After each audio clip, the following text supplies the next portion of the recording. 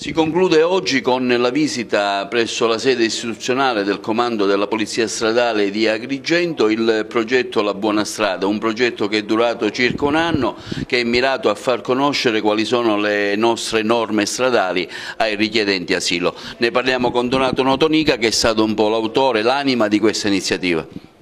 È un'iniziativa fatta in collaborazione con la Polizia di Stato, con la Polizia Stradale in questo caso, che ovviamente ringraziamo, finalizzata appunto all'educazione stradale, quindi è uno dei programmi a cui noi abbiamo molto creduto, poiché riteniamo che i migranti abbiano la necessità per un percorso di integrazione degno di tal nome anche di avvicinarsi alle istituzioni.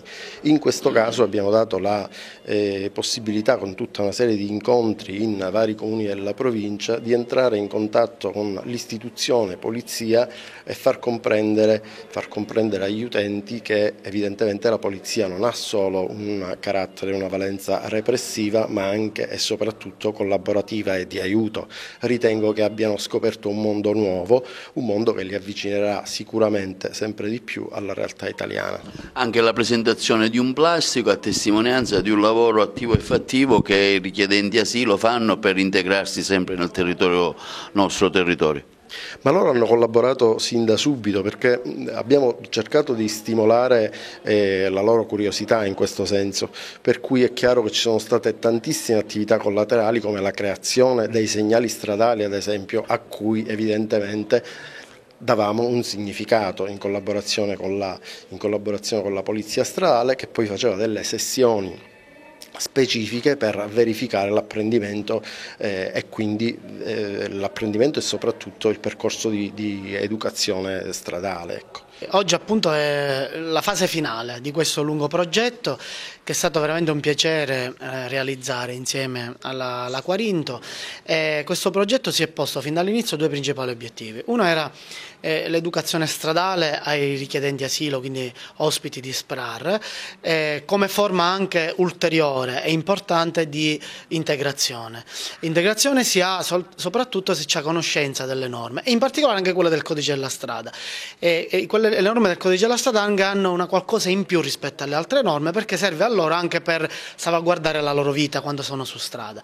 Il secondo obiettivo, e la presenza oggi di loro rientra proprio in questo secondo obiettivo, era quello di avvicinare l'istituzione Polizia di Stato a loro richiedenti asilo in un momento diverso, che è quello del loro arrivo in Italia, del disbrigo delle pratiche di asilo. Un avvicinamento in un momento di quotidianità, che è quello della sicurezza stradale. Quali sono state, le maggiori richieste un po' particolari, le istanze, le curiosità che sono venute da loro? Le curiosità intanto sono state tante, e questo mi fa piacere, perché le domande loro nei vari incontri che abbiamo noi fatto sono state tante e sono state molto concrete, proprio nella loro vita quotidiana, quello che era proprio di loro interesse, quindi proprio la sicurezza stradale molto concreta e non astratta, e questo mi ha fatto molto piacere. Abbiamo fatto un'attività troppo importante, oggi siamo qui per studiare, per capire come si funziona, quindi così è. Quindi le conoscete ora le norme stradali, i cartelli, voi avete fatto ora anche un plastico? Sì, oggi abbiamo fatto tante cose, abbiamo conosciuto tutte quelle che dobbiamo fare, anche gli altrimenti. Sono contento di essere qua oggi, perché io pure queste cose non è che le sapevo. Mi fa molto piacere di essere qua oggi, eppure ho saputo tante cose che non sapevo. E quindi vi ringrazio la polizia, ringrazio l'Italia per tutto quello che hanno fatto e sono molto contento.